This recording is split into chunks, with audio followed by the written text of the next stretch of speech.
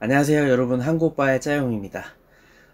오늘은 좀 무거운 소식을 들고 왔는데요. 지난 11월 6일 대만에서 이제 한국으로 유학 온 학생이 강남 논현역 부근에서 이제 신호등을 건너다가 음주운전 차량에 치여서 숨지는 사고가 발생했습니다. 그 운전하던 남성은 이제 50대 남성이었고 완전 만취 상태였다고 하는데요. 대만에서도 그 사망한 학생의 부모님께서 해당 사건에 대해서 이제 인터뷰를 하시는 모습도 이제 한국에도 알려졌습니다.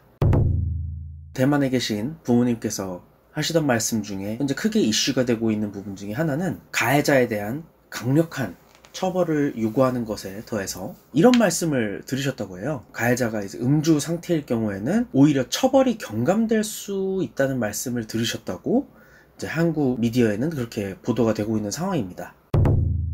이 사건이 이제 음주운전 사건이다 보니까 한국인 친구가 대만에 계신 부모님을 대신해서 그 음주운전자의 처벌을 더 강력히 할 것을 촉구하는 이제 국민청원을 올리게 돼서 대만, 한국 양국 간에 이제 온라인에서는 크게 더 이슈가 되고 있는 상황이죠. 이 국민청원이라고 하는 것이 이제 청와대 및 정부에서 운영하는 시스템 중에 하나로 국민들이 직접 어떤 사안이나 사건에 대해서 직접 글을 올릴 수 있는 장소예요. 그래서 글을 올리게 되면 많은 국민들이 사안의 이제 중대함을 판단하고 혹은 이 사건이 많이 알려져야 될 필요성을 느낄 때 해당 업로드된 청원에 동의를 하는 시스템으로 이루어져 있는데요. 동의만 해서 응원을 받는 것에 끝나는 게 아니라 정해진 기간 30일이라는 정해진 기간 안에 20만 명 이상의 이제 청원 동의를 얻을 경우에는 청와대나 정부 관계자로부터 직접적인 답변을 받을 수 있도록 한 이런 시스템입니다. 그래서 이제 여러 한국의 사람들도 이 사망한 20대 대만분 여성의 억울함을 조금이라도 풀어주고자, 그리고 이 사건의 심각성에 매우 공감을 했기 때문에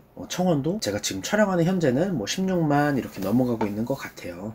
청원의 이제 가장 중요한 지점은 이거죠. 음주운전으로 이제 꽃다운 나이의 청년을 사망에 이르게 한 그 가해자의 강력한 처벌을 요구한다 라고 정리를 할 수 있습니다.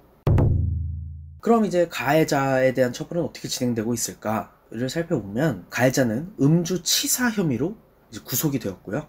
재판을 기다리고 있는 상황일 거예요. 재판을 받고 나면 이 사람의 이제 죄에 따라서 이제 형량이 이제 결정이 되겠죠. 아마 지금 사건 발생으로부터도 한 2주가 넘게 지났기 때문에 그렇게 길지 않은 시간 내에 재판이 이루어질 것이고 현재 한국법에 맞는 형량이 결정되게 될 텐데요. 그렇다면 왜 이렇게 대만에 계신 부모님과 그 한국에 있는 친구분을 포함해서 많은 한국분들이 이번 사안에 대해서 왜 이렇게 가슴 아파하고 왜 이렇게 분노하고 있는지 그 원인에 대해서 살펴볼 필요가 있습니다. 이들이 이제 가해자에 대한 더 강력한 처벌을 요청하는 원인은 이제 한국 형법에서 이제 가해자를 처벌할 때 판단하는 기준 중에 하나가 심신장애라고 하는 부분이 있는데요. 10조 1항 심신장애로 인해 사물 분별 능력이 없거나 의사결정 능력이 없으면 벌하지 않는다. 그리고 10조 2항 심신장애로 인해 능력이 미약한 자의 행위는 형을 감형한다. 보통 이제 뭐 정신이상자라거나 지체장애인들이 본인의 의지와 관련 없이 범죄를 저질렀다고 판단되었을 경우에 이런 식의 심신장애 조항에 영향을 받아서 이제 판결이 나가게 되는데, 독특하게도 음주가 이 10조 2항에 해당이 되는 경우가 있습니다. 그러니까 가해자가 일상생활에 어떤 심신장애가 없다고 하더라도 그 사건을 유발하게 된 원인 중에 하나가 음주로 인해서 그 가해자가 정상적인 판단을 하지 못하고 있다라고 이제 판단을 할 경우에는 이 10조 2항에 들어서 심신장애, 심신미약이라고 판단을 하는 거죠. 그래서 이제 음주를 한 상태로 벌어진 범죄 행위 같은 경우에는 어느 정도 참작을 해주는 경우가 있습니다. 그게 더 나아가서 음주운전에도 이게 해당이 되는 거예요. 음주운전 이라는 행위에 대해서는 처벌 조항이 있는 것이고, 음주운전으로 인해서 발생된 사고에 대해서는 음주라는 원인에 따라서 감형해주는 사례들이 있었다는 말입니다. 이게 바로 한국에서 흔히 말하는 주취감형이에요. 근데 만약에 가해자가 음주를 했었다는 이유 하나만으로 감형이 된다면 그 피해자와 피해자의 가족들은 얼마나 가슴이 무너지도록 아프겠습니까? 이런 심신장애, 심신미약 등의 이유로 이제 한국의 음주운전자에 대한 처벌이 약하다는 건 한국 사람들도 모두 다 알고 있고 굉장히 논란이 많은 문제입니다. 심지어 피해자가 사망하였는데도 그 피해자 가족과 가해자가 합의를 했다는 이유만으로 가해자가 집행유예로 석방되기도 하는 경우도 있었어요. 정말 좀 어이가 없는 일이죠. 그러면 이번 사건의 가해자는 어느 정도의 형벌을 받게 될까요? 다행이라고 단정지어 말할 수는 없겠지만 2019년도에 이런 음주운전 상해, 치사 관련 사건들에 대해서 판결에 대한 법이 조금 개정이 됐습니다. 특정 범죄에 대해서 가중 처벌하는 법안이 이제 개정이 되었는데요. 음주운전을 통해 상해를 입히면 1년 이상 15년 이하의 징역 또는 1천만 원 이상 3천만 원 이하의 벌금에 처하고 사망에 이르게 한 사람은 무기징역 혹은 3년 이상의 징역형을 받을 수 있다고 법이 개정됐습니다. 기존의 음주운전 관련 특정 범죄에 대한 형벌보다 확실히 더 강화된 측면이 있는데요. 이걸 이제 이번 상황에 대입해서 좀 보죠. 피해자는 횡단보도에서 녹색불에 정상적으로 진행을 했고, 가해자는 신호를 위반하였고, 횡단보도에서 정지하지 않았고, 피해자를 이제 사망에 이르게 하는 사고를 일으킵니다. 이렇게 피해자에게 아무런 과실이 없는 경우에 그러면 이 바뀐 법 개정안에 따라서 굉장히 강력한 처벌을 가해자가 받을 수 있지 않을까, 이렇게 생각을 해볼 수도 있어요. 10년, 15년 무기징역에 이르는 강한 처벌을 받을 수도 있지 않을까, 이렇게 좀 생각을 해볼 수 있는데요. 사실 안타깝게도 제가 보기에는 그렇게까지 무거운 형벌을 받을 확률이 높지 않습니다.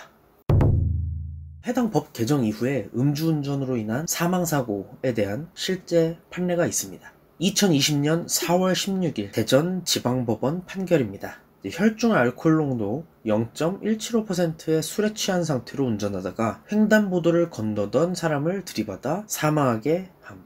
안타깝게 사망한 그 대만분 사고와 거의 동일한 이제 조건의 상황이었는데요. 이때 가해자가 징역 3년형을 받습니다.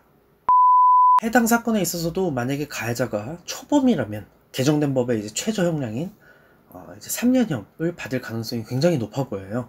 그리고 현재 그 피해자의 한국인 친구가 남긴 국민청원이 30일 내에 20만을 돌파해서 청와대나 정부 관계자로부터 답변을 받게 되더라도 현재 예측되는 이 판결 이상의 판결이 나올 거라고는 안타깝게도 그렇게 여겨지지는 않습니다.